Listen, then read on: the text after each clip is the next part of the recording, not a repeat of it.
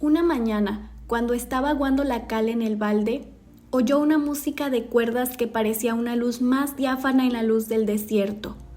Cautivada por el milagro, se asomó a un salón inmenso y vacío de paredes desnudas y ventanas grandes por donde entraba a golpes y se quedaba estancada la claridad deslumbrante de junio. Y en el centro del salón vio a una monja bella que no había visto antes, tocando un oratorio de Pascua en el clavicémbalo. Eréndira escuchó la música sin parpadear, con el alma en un hilo, hasta que sonó la campana para comer. Después del almuerzo, mientras blanqueaba la escalera con la brocha de esparto, esperó a que todas las novicias acabaran de subir y bajar. Se quedó sola, donde nadie pudiera oírla, y entonces habló por primera vez desde que entró en el convento. «Soy feliz», dijo. De modo que a la abuela se le acabaron las esperanzas de que Eréndira escapara para volver con ella, pero mantuvo su asedio de granito, sin tomar ninguna determinación hasta el domingo de Pentecostés. Por esa época los misioneros rastrillaban el desierto persiguiendo concubinas en cinta para cazarlas. Iban hasta las rancherías más olvidadas en un camioncito decrépito, con 4 hombres de tropa bien armados y un arcón de géneros de pacotilla. Lo más difícil de aquella cacería de indios era convencer a las mujeres, que se defendían de la gracia divina con el argumento verídico de que los hombres se sentían con derecho a exigirles a las esposas legítimas un trabajo más rudo que a las concubinas, mientras ellos dormían despernancados en los chinchorros.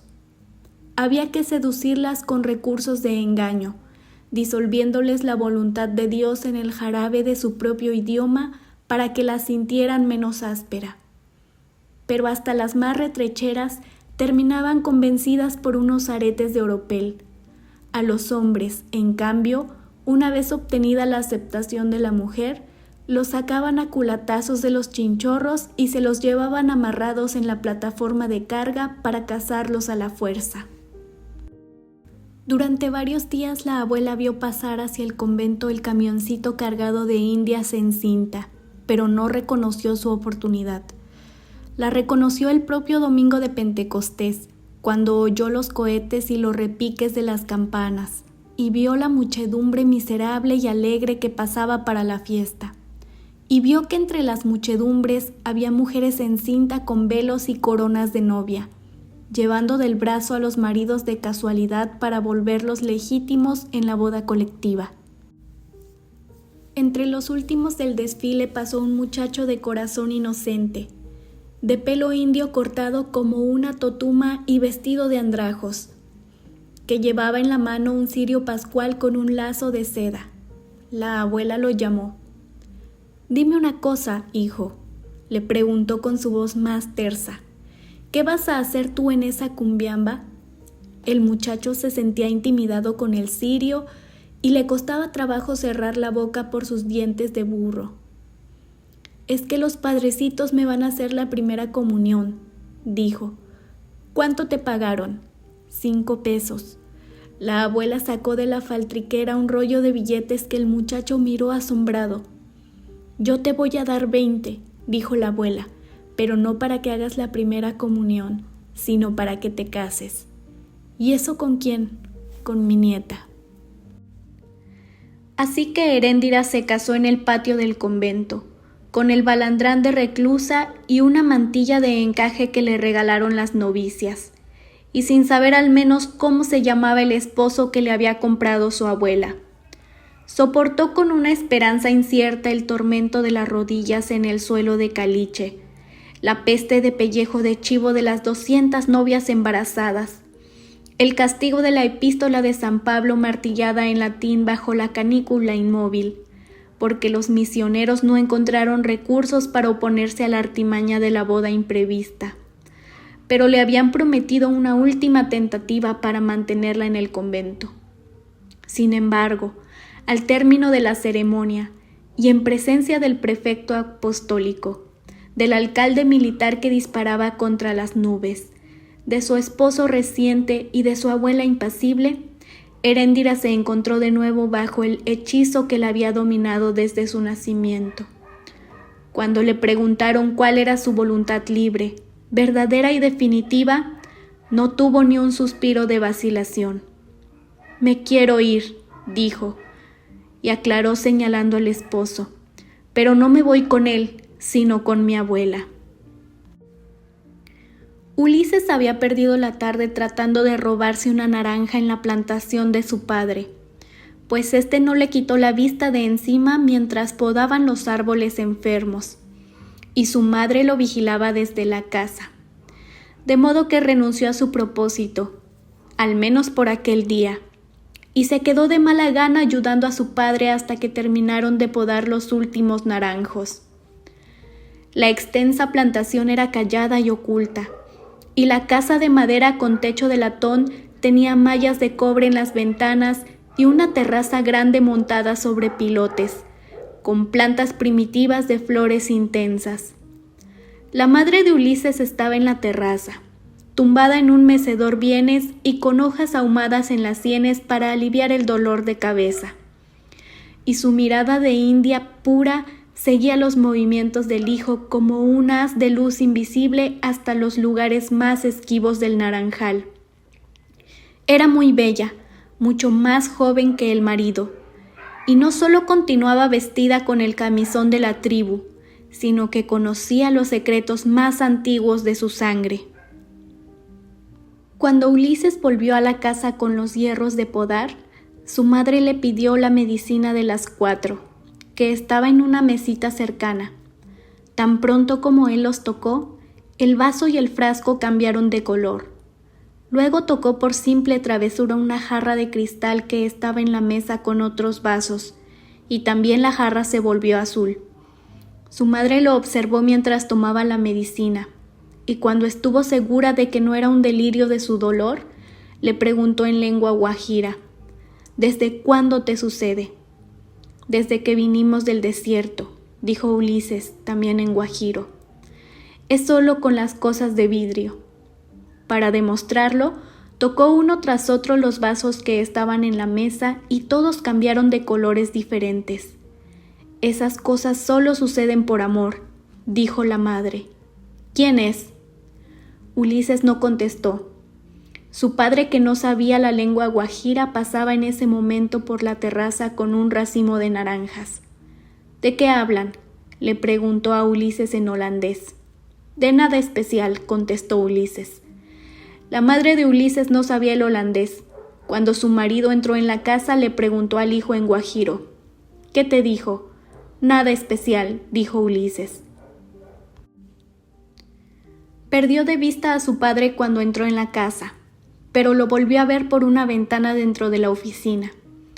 La madre esperó hasta quedarse a solas con Ulises y entonces insistió: «Dime quién es». «No es nadie», dijo Ulises. Contestó sin atención, porque estaba pendiente de los movimientos de su padre dentro de la oficina. Lo había visto poner las naranjas sobre la caja de caudales para componer la clave de la combinación. Pero mientras él vigilaba a su padre, su madre lo vigilaba a él. «Hace mucho que no comes pan», observó ella. «No me gusta». El rostro de la madre adquirió de pronto una vivacidad insólita. «Mentira», dijo, «es porque estás mal de amor, y los que están así no pueden comer pan». Su voz, como sus ojos, había pasado de la súplica a la amenaza.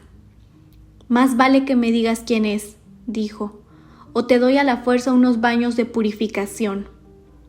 En la oficina, el holandés abrió la caja de caudales, puso dentro las naranjas y volvió a cerrar la puerta blindada. Ulises se apartó entonces de la ventana y le replicó a su madre con impaciencia. «Ya te dije que no es nadie», dijo. «Si no me crees, pregúntaselo a mi papá». El holandés apareció en la puerta de la oficina encendiendo la pipa del navegante y con su Biblia descosida bajo el brazo. La mujer le preguntó en castellano: «¿A quién conocieron en el desierto?». «A nadie», le contestó su marido un poco en las nubes. «Si no me crees, pregúntaselo a Ulises». Se sentó en el fondo del corredor a chupar la pipa hasta que se le agotó la carga. Después abrió la Biblia al azar y recitó fragmentos salteados durante casi 2 horas en un holandés fluido y altisonante. A medianoche, Ulises seguía pensando con tanta intensidad que no podía dormir. Se revolvió en el chinchorro 1 hora más, tratando de dominar el dolor de los recuerdos, hasta que el propio dolor le dio la fuerza que le hacía falta para decidir. Entonces se puso los pantalones de vaquero, la camisa de cuadros escoceses y las botas de montar, y saltó por la ventana y se fugó de la casa en la camioneta cargada de pájaros. Al pasar por la plantación, arrancó las 3 naranjas maduras que no había podido robarse en la tarde. Viajó por el desierto el resto de la noche, y al amanecer preguntó por pueblos y rancherías cuál era el rumbo de Heréndira, pero nadie le daba razón. Por fin le informaron que andaba detrás de la comitiva electoral del senador Onésimo Sánchez, y que éste debía estar aquel día en la Nueva Castilla. No lo encontró allí, sino en el pueblo siguiente, y ya Heréndira no andaba con él, pues la abuela había conseguido que el senador avalara su moralidad con una carta de su puño y letra, y se iba abriendo con ella las puertas mejor trancadas del desierto. Al tercer día se encontró con el hombre del Correo Nacional, y éste le indicó la dirección que buscaba. «Van para el mar», le dijo, «y apúrate, que la intención de la jodida vieja es pasarse para la isla de Aruba». En ese rumbo, Ulises divisó al cabo de media jornada la capa amplia y percudida que la abuela le había comprado a un circo en derrota. El fotógrafo errante había vuelto con ella, convencido que en efecto el mundo no era tan grande como pensaba, y tenía instalados cerca de la carpa sus telones idílicos. Una banda de chupacobres cautivaba a los clientes de Heréndira con un vals taciturno. Ulises esperó su turno para entrar, y lo primero que le llamó la atención fue el orden y la limpieza en el interior de la carpa. La cama de la abuela había recuperado su esplendor virreinal. La estatua del ángel estaba en su lugar junto al baúl funerario de los Amadises, y había además una bañera de peltre con paltas de león. Acostada en su nuevo lecho de marquesina, Heréndira estaba desnuda y plácida, e irradiaba un fulgor infantil bajo la luz filtrada de la carpa. Dormía con los ojos abiertos. Ulises se detuvo junto a ella, con las naranjas en la mano, y advirtió que lo estaba mirando sin verlo. Entonces pasó la mano frente a sus ojos y la llamó con el nombre que había inventado para pensar en ella: Aritnere. Heréndira despertó. Se sintió desnuda frente a Ulises. Hizo un chillido sordo y se cubrió con la sábana hasta la cabeza. «No me mires», dijo, «estoy horrible». «Estás toda color de naranja», dijo Ulises. Puso las frutas a la altura de sus ojos para que ella comparara. «Mira». Heréndira se descubrió los ojos y comprobó que en efecto las naranjas tenían su color. «Ahora no quiero que te quedes», dijo. «Solo entré para mostrarte esto», dijo Ulises. «Fíjate». Rompió una naranja con las uñas, la partió con las 2 manos y le mostró a Heréndira el interior. Clavado en el corazón de la fruta había un diamante legítimo. «Estas son las naranjas que llevamos a la frontera», dijo. «Pero son naranjas vivas», exclamó Heréndira. «Claro», sonrió Ulises, «las siembra mi papá». Heréndira no lo podía creer. Se descubrió la cara, tomó el diamante con los dedos y lo contempló asombrada. «Con 3 así le damos la vuelta al mundo», dijo Ulises. Heréndira le devolvió el diamante con un aire de desaliento. Ulises insistió. «Además tengo una camioneta», dijo. «Y además, mira». Se sacó de debajo de la camisa una pistola arcaica. «No puedo irme antes de 10 años», dijo Heréndira. «Te irás», dijo Ulises. «Esta noche, cuando se duerma la ballena blanca, yo estaré ahí afuera, cantando como la lechuza». Hizo una imitación tan real del canto de la lechuza que los ojos de Heréndira sonrieron por primera vez. «Es mi abuela», dijo. «¿La lechuza?» «La ballena». Ambos se rieron del equívoco, pero Heréndira retomó el hilo. «Nadie puede irse para ninguna parte sin permiso de su abuela. No hay que decirle nada». «De todos modos lo sabrá», dijo Heréndira. «Ella sueña las cosas». «Cuando empiece a soñar que te vas, ya estaremos del otro lado de la frontera. Pasaremos como los contrabandistas», dijo Ulises. Empuñando la pistola con un dominio de atarbán de cine, imitó el sonido de los disparos para embullar a Heréndira con su audacia.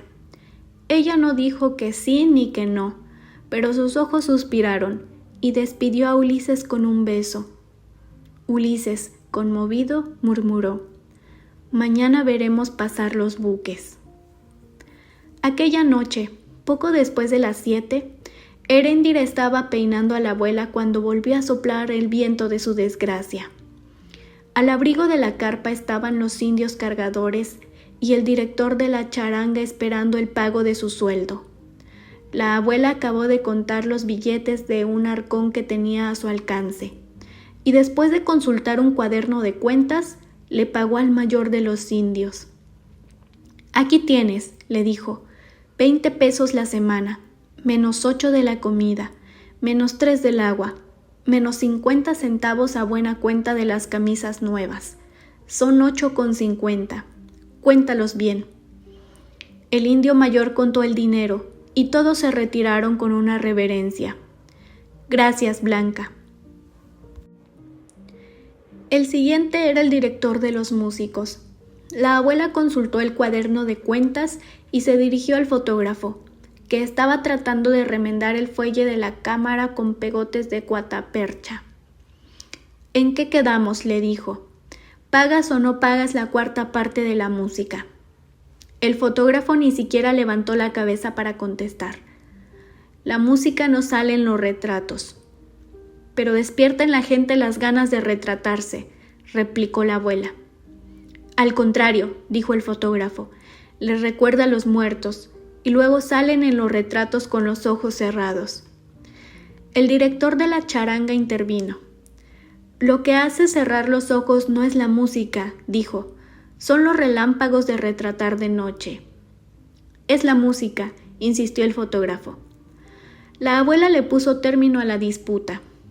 «No seas truñuño», le dijo al fotógrafo. «Fíjate lo bien que le va al senador Onésimo Sánchez y es gracias a los músicos que lleva». Luego, de un modo duro, concluyó: «De modo que pagas la parte que te corresponde o sigues solo con tu destino. No es justo que esa pobre criatura lleve encima todo el peso de los gastos». «Sigo solo mi destino», dijo el fotógrafo. «Al fin y al cabo, yo lo que soy es un artista». La abuela encogió de hombros y se ocupó del músico. Le entregó un mazo de billetes, de acuerdo con la cifra escrita en el cuaderno. 254 piezas, le dijo, a 50 centavos cada una, más 32 en domingos y días feriados, a 60 centavos cada una. Son 156,20. El músico no recibió el dinero. «Son 182,40, dijo. «Los valses son más caros». «¿Y eso por qué?» «Porque son más tristes», dijo el músico. La abuela lo obligó a que tomara el dinero. «Pues esta semana nos tocas 2 piezas alegres por cada vals que te debo y quedamos en paz». El músico no entendió la lógica de la abuela, pero aceptó las cuentas mientras desenredaba el enredo. En ese instante, el viento despavorido estuvo a punto de desarraigar la carpa, y en el silencio que dejó a su paso, se escuchó en el exterior, nítido y lúgubre, el canto de la lechuza. Heréndira no supo qué hacer para disimular su turbación. Cerró el arca del dinero y la escondió debajo de la cama, pero la abuela le conoció el temor de la mano cuando le entregó la llave. «No te asustes», le dijo. «Siempre hay lechuzas en las noches de viento». Sin embargo, no dio muestras de igual convicción cuando vio salir al fotógrafo con la cámara a cuestas.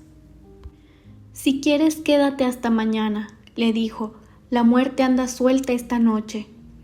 También el fotógrafo percibió el canto de la lechuza, pero no cambió de parecer.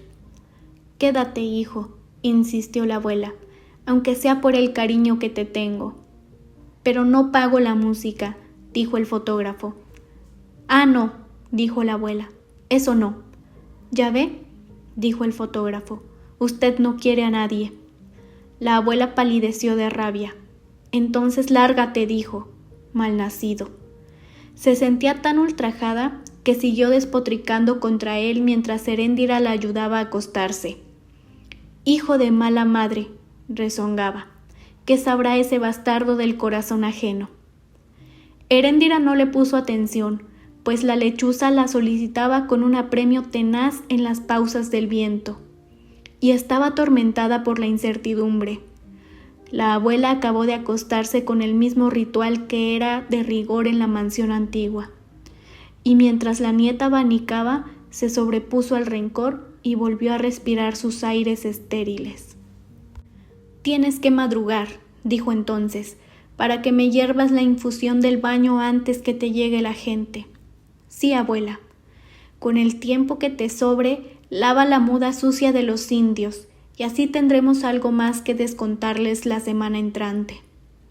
Sí, abuela, dijo Heréndira, y duérmete despacio para que no te canses, que mañana es jueves, el día más largo de la semana. Sí, abuela. Y le pone su alimento al avestruz. Sí, abuela, dijo Heréndira.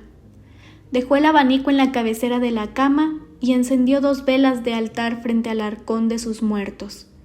La abuela, ya dormida, le dio la orden atrasada. No se te olvide prender las velas a los amadises.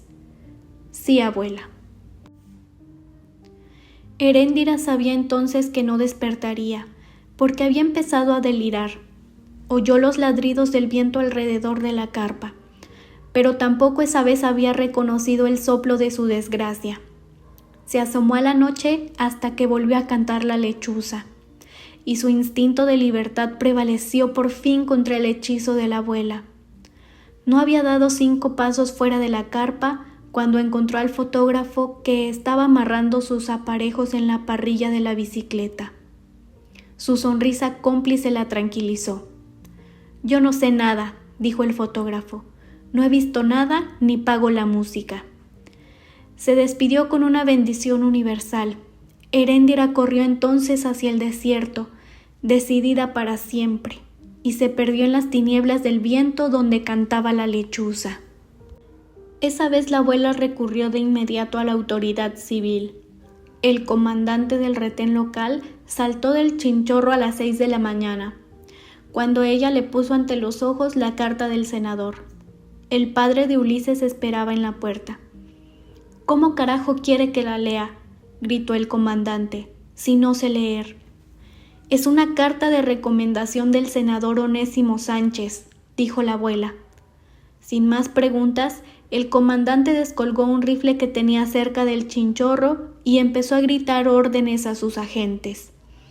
5 minutos después estaban todos dentro de una camioneta militar, volando hacia la frontera, con un viento contrario que borraba las huellas de los fugitivos.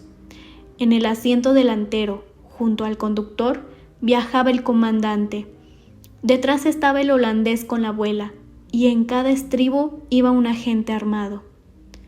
Muy cerca del pueblo detuvieron una caravana de camiones cubiertos con lona impermeable. Varios hombres que viajaban ocultos en la plataforma de carga levantaron la lona y apuntaron a la camioneta con ametralladoras y rifles de guerra. El comandante le preguntó al conductor del primer camión a qué distancia había encontrado una camioneta de granja cargada de pájaros. El conductor arrancó antes de contestar. «Nosotros no somos chivatos», dijo indignado, «somos contrabandistas». El comandante vio pasar muy de cerca de sus ojos los cañones ahumados de las ametralladoras. Alzó los brazos y sonrió. «Por lo menos», les gritó, «tengan la vergüenza de no circular a pleno sol».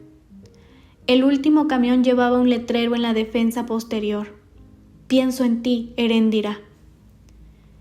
El viento se iba haciendo más árido a medida que avanzaban hacia el norte, y el sol era más bravo con el viento, y costaba trabajo respirar por el calor y el polvo dentro de la camioneta cerrada. La abuela fue la primera que divisó al fotógrafo. Pedaleaba en el mismo sentido que ellos volaban, sin más amparo contra la insolación que un pañuelo amarrado en la cabeza. «Ahí está», lo señaló. Ese fue el cómplice, malnacido. El comandante le ordenó a uno de los agentes del estribo que se hiciera cargo del fotógrafo. «Agárralo y nos esperas aquí», le dijo. «Ya volvemos». El agente saltó del estribo y le dio al fotógrafo 2 voces de alto. El fotógrafo no lo oyó por el viento contrario.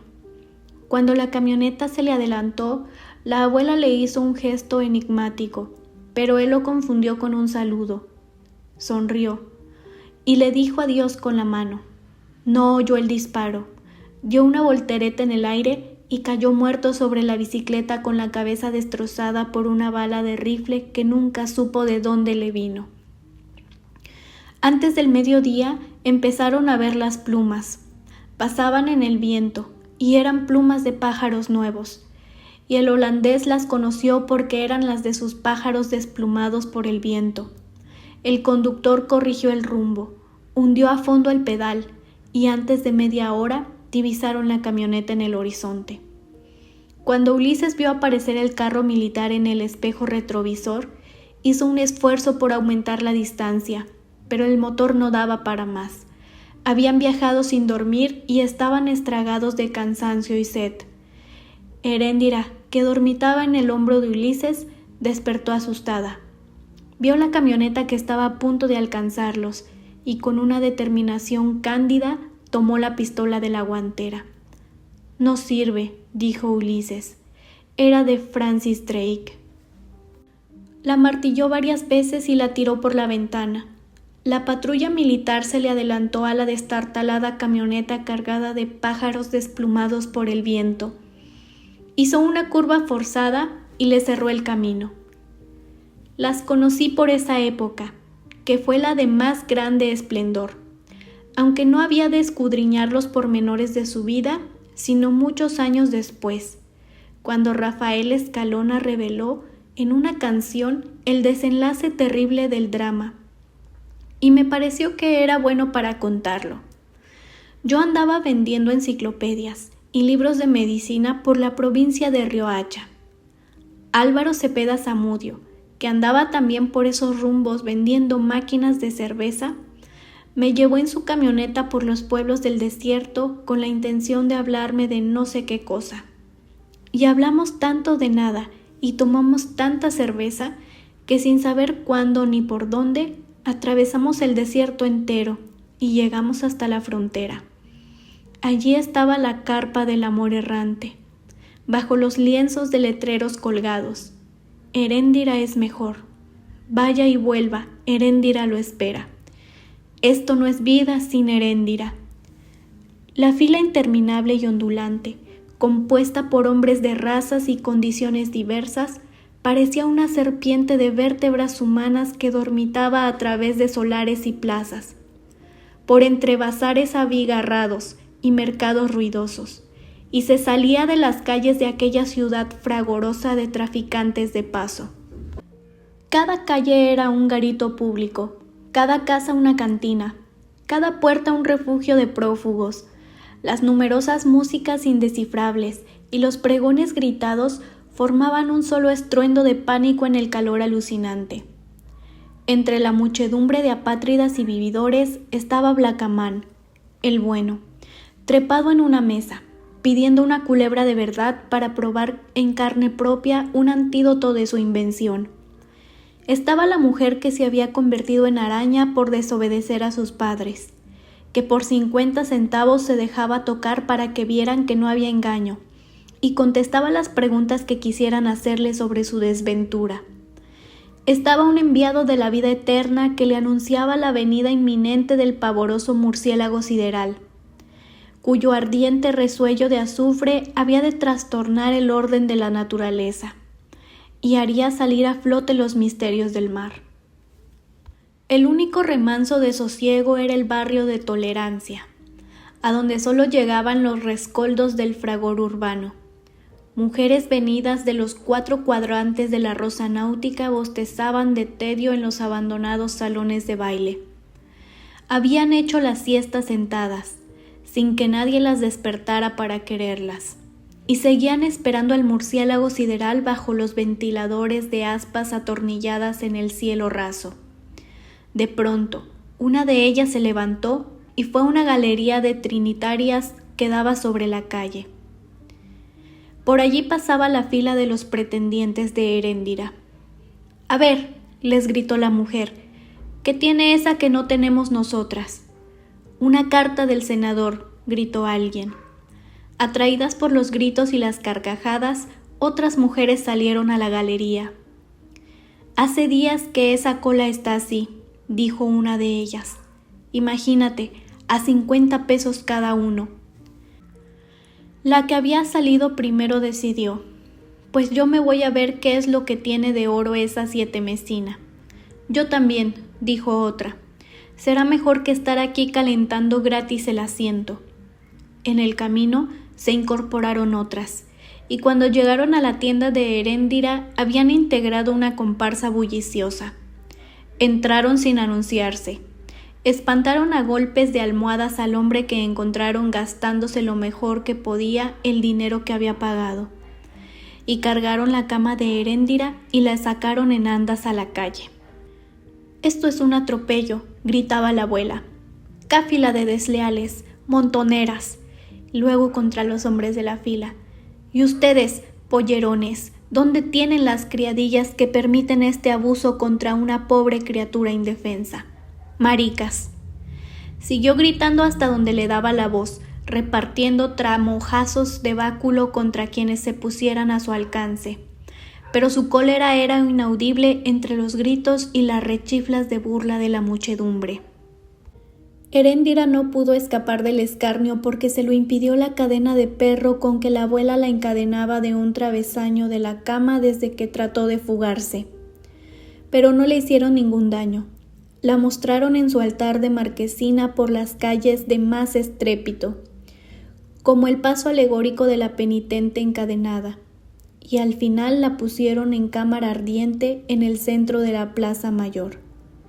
Heréndira estaba enroscada, con la cara escondida pero sin llorar, y así permaneció en el sol terrible de la plaza, mordiendo de vergüenza y de rabia la cadena de perro de su mal destino, hasta que alguien le hizo la caridad de taparla con una camisa. Esa fue la única vez que las vi, pero supe que habían permanecido en aquella ciudad fronteriza bajo el amparo de la fuerza pública hasta que reventaron las arcas de la abuela, y que entonces abandonaron el desierto hacia el rumbo del mar. Nunca se vio tanta opulencia junta por aquellos reinos de pobres. Era un desfile de carretas tiradas por bueyes, sobre las cuales se amontonaban algunas réplicas de pacotilla de la parafernalia extinguida con el desastre de la mansión. Y no solo los bustos imperiales y los relojes raros, sino también un piano de ocasión y una victrola de manigueta con los discos de la nostalgia. Una recua de indios se ocupaba de la carga, y una banda de músicos anunciaba en los pueblos su llegada triunfal. La abuela viajaba en un palanquín con guirnaldas de papel, rumiando los cereales de la faltriquera, a la sombra de un palio de iglesia. Su tamaño monumental había aumentado, porque usaba debajo de la blusa un chaleco de lona de velero, en el cual se metía los lingotes de oro como se meten las balas en un cinturón de cartucheras. Heréndira estaba junto a ella, vestida de géneros vistosos y con estoperoles colgados, pero todavía con la cadena de perro en el tobillo. «No te puedes quejar», le había dicho la abuela al salir de la ciudad fronteriza. «Tienes ropas de reina, una cama de lujo, una banda de música propia y 14 indios a tu servicio. ¿No te parece espléndido?» «Sí, abuela». «Cuando yo te falte», prosiguió la abuela, No te quedarás a merced de los hombres, porque tendrás tu casa propia en una ciudad de importancia. Serás libre y feliz. Era una visión nueva e imprevista del porvenir. En cambio, no había vuelto a hablar de la deuda de origen, cuyos pormenores se retorcían y cuyos plazos aumentaban a medida que se hacían más intrincadas las cuestas del negocio. Sin embargo, Heréndira no emitió un suspiro que permitiera vislumbrar su pensamiento. Se sometió en silencio al tormento de la cama en los charcos de salitre, en el sopor de los pueblos de lacustres, en el cráter lunar de las minas de talco, mientras la abuela le cantaba la visión del futuro como si estuviera descifrando en las barajas. Una tarde, al final de un desfiladero opresivo, percibieron un viento de laureles antiguos y escucharon piltrafas de diálogos de Jamaica, y sintieron unas ansias de vida y un nudo en el corazón, y era que habían llegado al mar. «Ahí lo tienes», dijo la abuela, respirando la luz del vidrio del Caribe al cabo de media vida de destierro. «¿No te gusta?» «Sí, abuela». Allí plantaron la carpa. La abuela pasó la noche hablando sin soñar, y a veces confundía sus nostalgias con la clarividencia del porvenir. Durmió hasta más tarde que de costumbre y despertó sosegada por el rumor del mar. Sin embargo, cuando Heréndira la estaba bañando, volvió a hacerle pronósticos sobre el futuro, y era una clarividencia tan febril que parecía un delirio de vigilia. «Serás una dueña señorial», le dijo, «una dama de alcurnia, venerada por tus protegidas, y complacida y honrada por las más altas autoridades.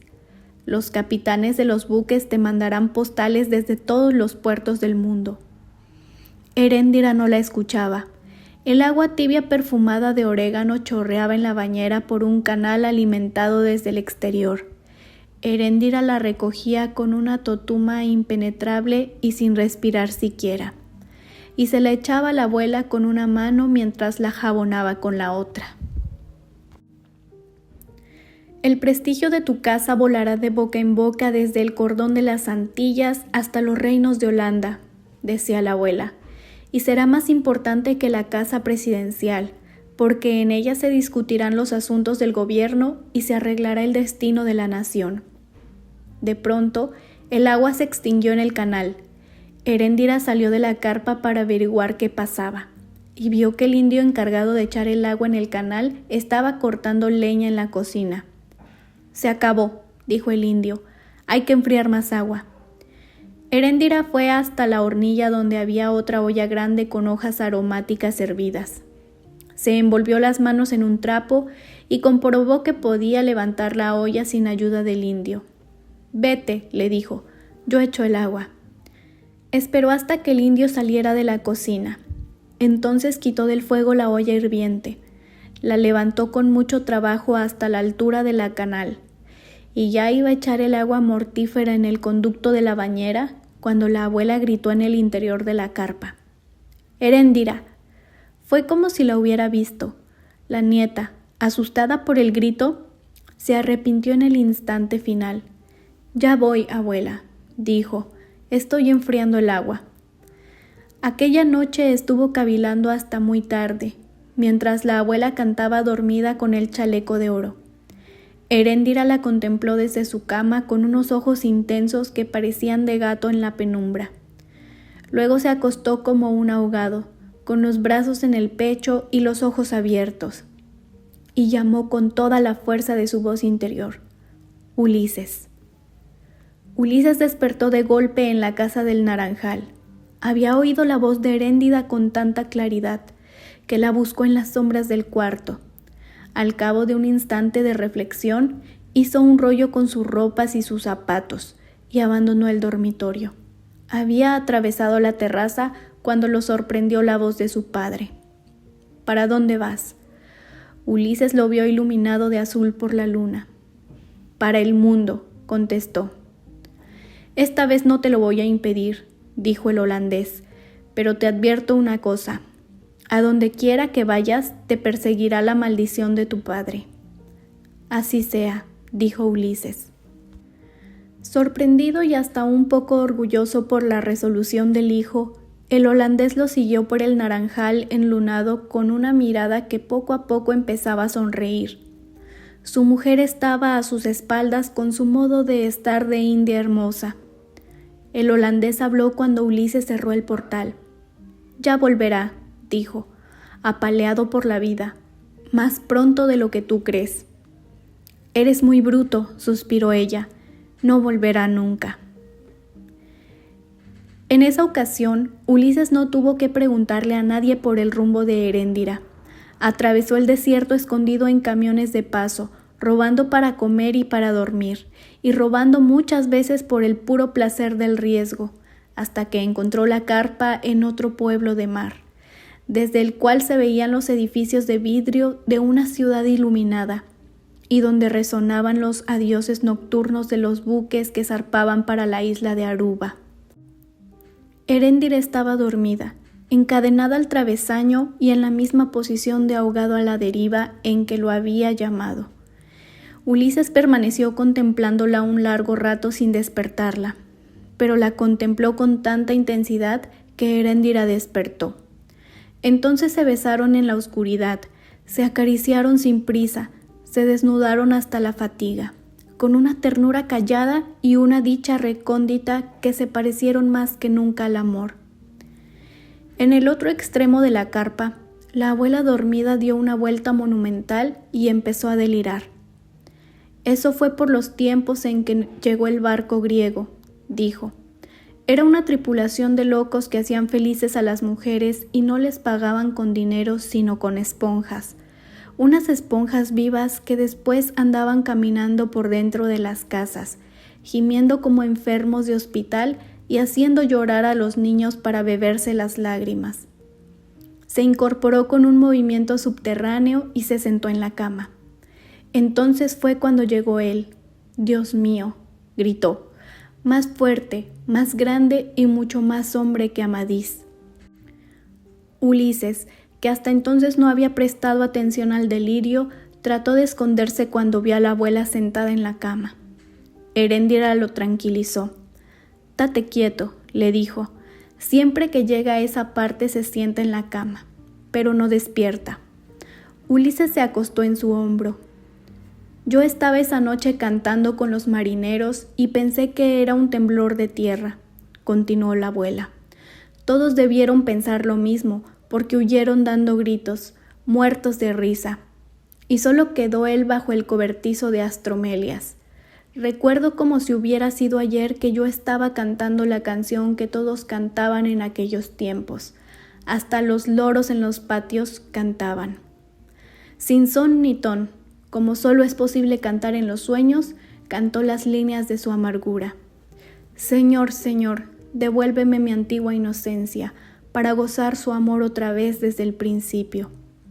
Solo entonces se interesó Ulises en la nostalgia de la abuela. Ahí estaba él, decía, con una guacamaya en el hombro y un trabuco de matar caníbales como llegó Guatarral a las Guayanas.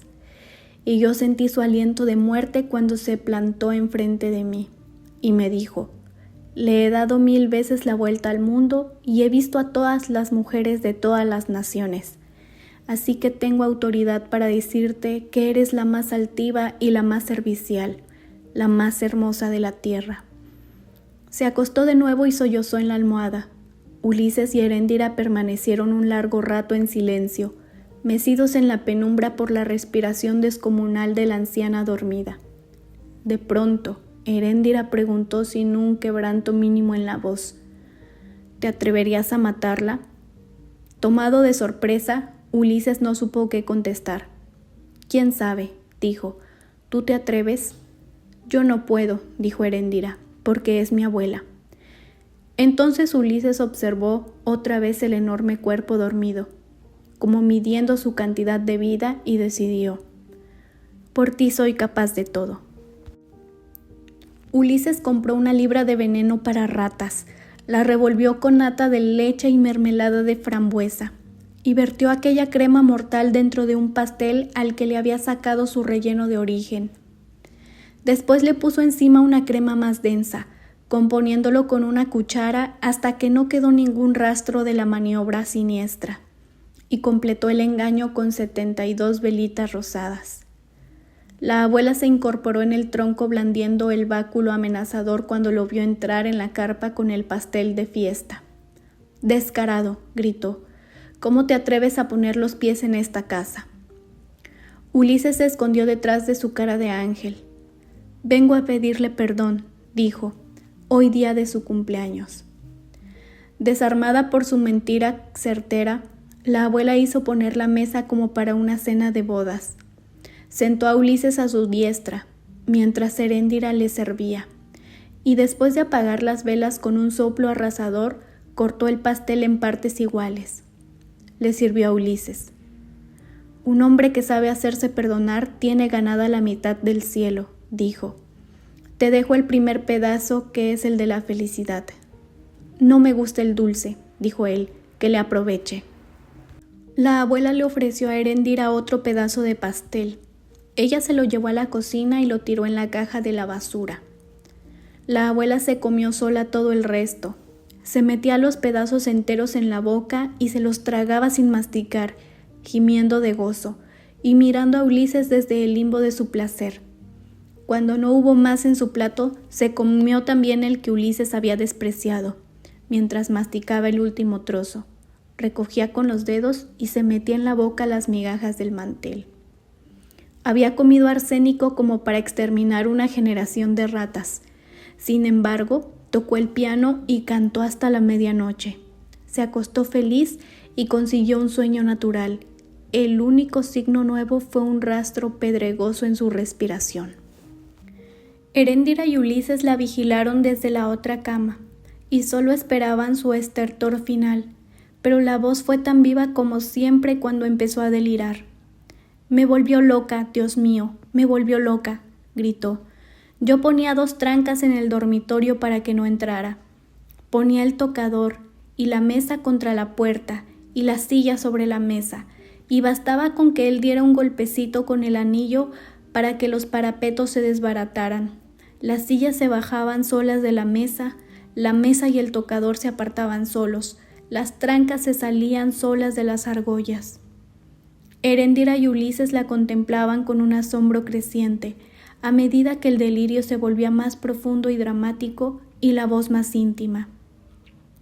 «Yo sentía que me iba a morir, empapada en sudor de miedo, suplicando por dentro que la puerta se abriera sin abrirse, que él entrara sin entrar, que no se fuera nunca, pero que tampoco volviera jamás para no tener que matarlo». Siguió recapitulando su drama durante varias horas, hasta en sus detalles más ínfimos, como si lo hubiera vuelto a vivir en el sueño. Poco antes del amanecer se revolvió en la cama con un movimiento de acomodación sísmica, y la voz se le quebró con la inminencia de los sollozos. «Yo lo previne y se rió», gritaba. «Lo volví a prevenir y volvió a reírse, hasta que abrió los ojos aterrados, diciendo: ¡ay, reina! ¡Ay, reina!», y la voz no le salió por la boca sino por la cuchillada de la garganta. Ulises, espantado con la tremenda evocación de la abuela, se agarró de la mano de Heréndira. «Vieja asesina», exclamó. Heréndira no le prestó atención porque en ese instante empezó a despuntar el alba. Los relojes dieron las 5. «Vete», dijo Heréndira, «ya va a despertar». «Está más viva que un elefante», exclamó Ulises. «No puede ser». Heréndira lo atravesó con una mirada mortal. «Lo que pasa», dijo, «es que tú no sirves ni para matar a nadie». Ulises se impresionó tanto con la crudeza del reproche que se evadió de la carpa. Heréndira continuó observando a la abuela dormida, con su odio secreto, con la rabia de la frustración, a medida que se alzaba el amanecer y se iba despertando el aire de los pájaros. Entonces la abuela abrió los ojos y la miró con una sonrisa plácida. «Dios te salve, hija». El único cambio notable fue un principio de desorden en las normas cotidianas.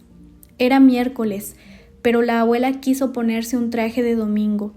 Decidió que Heréndira no recibiera ningún cliente antes de las 11, y le pidió que le pintara las uñas de color granate y le hiciera un peinado de pontifical. «Nunca había tenido tantas ganas de retratarme», exclamó. Heréndira empezó a peinarla, pero al paso del peine de desenredar se quedó entre los dientes un mazo de cabellos. Se lo mostró asustada a la abuela. Ella lo examinó, trató de arrancarse otro mechón con los dedos y otro arbusto de pelo se le quedó en la mano. Lo tiró al suelo y probó otra vez. Y se arrancó un mechón más grande. Entonces empezó a arrancarse el cabello con las dos manos, muerta de risa, arrojando los puñados en el aire con un júbilo incomprensible, hasta que la cabeza le quedó como un coco pelado. Heréndira no volvió a tener noticias de Ulises hasta 2 semanas más tarde, cuando percibió fuera de la carpa el reclamo de la lechuza. La abuela había empezado a tocar el piano y estaba tan absorta en su nostalgia que no se daba cuenta de la realidad. Tenía en la cabeza una peluca de plumas radiantes. Heréndira acudió al llamado y solo entonces descubrió la mecha de detonante que salía de la caja del piano y se prolongaba por entre la maleza y se perdía en la oscuridad. Corrió hacia donde estaba Ulises, se escondió junto a él entre los arbustos y ambos vieron con el corazón oprimido la llamita azul que se fue por la mecha del detonante. Atravesó el espacio oscuro y penetró en la carpa. «Tápate los oídos», dijo Ulises. Ambos lo hicieron, sin que hiciera falta, porque no hubo explosión. La tienda se iluminó por dentro con una deflagración radiante. Estalló en silencio y desapareció en una tromba de humo de pólvora mojada. Cuando Heréndira se atrevió a entrar, creyendo que la abuela estaba muerta, la encontró con la peluca chamuscada y la camisa en piltrafas, pero más viva que nunca, tratando de sofocar el fuego con una manta. Ulises se escabulló al amparo de la gritería de los indios que no sabían qué hacer, confundidos por las órdenes contradictorias de la abuela. Cuando lograron por fin dominar las llamas y disipar el humo, se encontraron con una visión del naufragio. «Parece cosa del maligno», dijo la abuela. «Los pianos no estallan por casualidad». Hizo toda clase de conjeturas para establecer las causas del nuevo desastre, pero las evasivas de Heréndira y su actitud impávida acabaron de confundirla. No encontró una mínima fisura en la conducta de la nieta, ni se acordó de la existencia de Ulises. Estuvo despierta hasta la madrugada, hilando suposiciones y haciendo cálculos de las pérdidas. Durmió poco y mal. A la mañana siguiente, cuando Heréndira le quitó el chaleco de las barras de oro, le encontró ampollas de fuego en los hombros y el pecho en carne viva. «Con razón que dormí dando vueltas», dijo, mientras Heréndira le echaba claras de huevo en las quemaduras. «Y además tuve un sueño raro». Hizo un esfuerzo de concentración para evocar la imagen hasta que la tuvo tan nítida en la memoria como en el sueño. «Era un pavo real en una hamaca blanca», dijo. Heréndira se sorprendió, pero rehizo de inmediato su expresión cotidiana. «Es un buen anuncio», mintió. «Los pavos reales de los sueños son animales de larga vida». «Dios te oiga», dijo la abuela, «porque estamos otra vez como al principio. Hay que empezar de nuevo». Heréndira no se alteró. Salió de la carpa con el platón de las compresas y dejó a la abuela con el torso embebido de claras de huevo y el cráneo embadurnado de mostaza. Estaba echando más claras de huevo en el platón, bajo el cobertizo de palmas que servía de cocina, cuando vio aparecer los ojos de Ulises por detrás del fogón, como lo vio la primera vez detrás de su cama. No se sorprendió, sino que le dijo con una voz de cansancio: «Lo único que has conseguido es aumentarme la deuda». Los ojos de Ulises se turbaron de ansiedad. Permaneció inmóvil, mirando a Heréndira en silencio, viéndola partir los huevos con una expresión fija, de absoluto desprecio, como si él no existiera. Al cabo de un momento, los ojos se movieron, revisaron las cosas de la cocina, las ollas colgadas, las ristras de achiote, los platos, el cuchillo de destazar. Ulises se incorporó, siempre sin decir nada, y entró bajo el cobertizo y descolgó el cuchillo. Heréndira no se volvió a mirarlo, pero en el momento en que Ulises abandonaba el cobertizo, le dijo en voz muy baja: «Ten cuidado, que ya tuvo un aviso de muerte. Soñó con un pavo real en una hamaca blanca». La abuela vio entrar a Ulises con el cuchillo y, haciendo un supremo esfuerzo, se incorporó sin ayuda del báculo y levantó los brazos. «Muchacho», gritó, «te volviste loco». Ulises le saltó encima y le dio una cuchillada certera en el pecho desnudo. La abuela lanzó un gemido, se le echó encima y trató de estrangularlo con sus potentes brazos de oso. «Hijo de puta», gruñó, «demasiado tarde me doy cuenta que tienes cara de ángel traidor». No pudo decir nada más porque Ulises logró liberar la mano con el cuchillo y le asestó una segunda cuchillada en el costado. La abuela soltó un gemido recóndito y abrazó con más fuerza al agresor. Ulises asestó un tercer golpe, sin piedad, y un chorro de sangre expulsada a alta presión le salpicó la cara. Era una sangre oleosa, brillante y verde, igual que la miel de menta. Heréndira apareció en la entrada con el platón en la mano y observó la lucha con una impavidez criminal. Grande, monolítica, gruñendo de dolor y de rabia, la abuela se aferró al cuerpo de Ulises. Sus brazos, sus piernas, hasta su cráneo pelado estaban verdes de sangre. La enorme respiración de fuelle, trastornada por los primeros estertores, ocupaba todo el ámbito. Ulises logró liberar otra vez el brazo armado, abrió un tajo en el vientre y una explosión de sangre lo empapó de verde hasta los pies. La abuela trató de alcanzar el aire que ya le hacía falta para vivir y se derrumbó de bruces. Ulises se soltó de los brazos exhaustos y, sin darse un instante de tregua, le asestó al vasto cuerpo caído la cuchillada final. Heréndira puso entonces el platón en una mesa.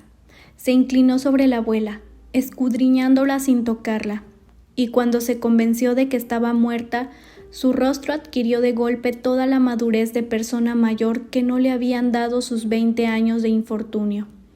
Con movimientos rápidos y precisos, recogió el chaleco de oro y salió de la carpa.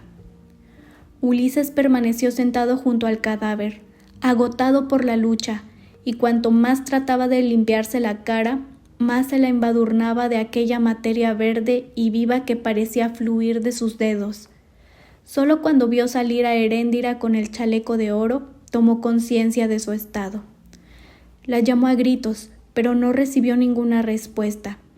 Se arrastró hacia la entrada de la carpa y vio que Heréndira empezaba a correr por la orilla del mar en dirección opuesta a la de la ciudad. Entonces hizo un último esfuerzo para perseguirla, llamándola con unos gritos desgarrados que ya no eran de amante, sino de hijo. Pero lo venció el terrible agotamiento de haber matado a una mujer sin ayuda de nadie.